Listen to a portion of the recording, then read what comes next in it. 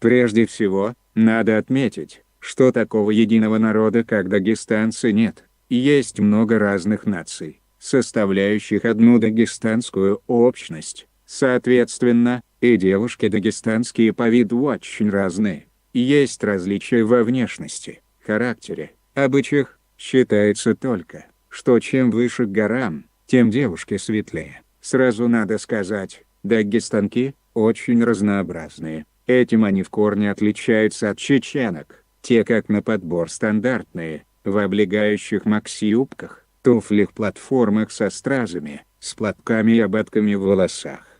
Дагестанки же одеваются кто во что гораст, по типу одежды и поведения местных барышень, особенно в Махачкале, делит на две большие группы: простых лешек и бомбит, лешки, девушки, приехавшие из далеких сел в Махачкалу на учебу, непривычны к макияжу и изысканной одежде. Бомбиты, напротив, любят пощеголять длинными и сине-черными волосами, накачанными губами и известными брендами одежды, часто купленными на соседнем рынке Ирчи-Казака.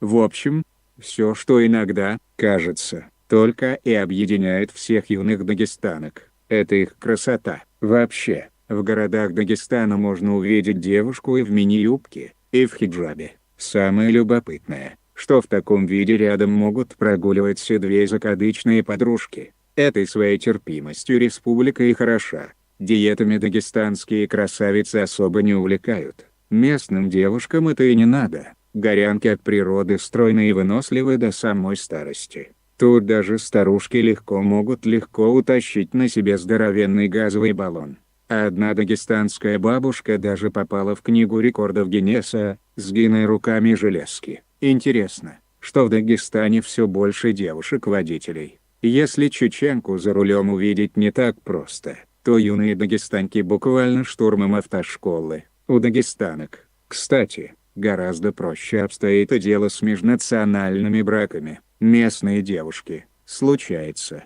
выходят замуж за иностранцев. Из Азербайджана, арабских стран, даже из Африки. Я как-то писал о камерунце Пьере, взявшем в жены местную девушку. Случаются и браки с русскими парнями. У дагестанок тут даже кажется меньше препонов, чем у осетинок или армянок. Об одном таком браке расскажу уже в следующем посте. Подписывайтесь.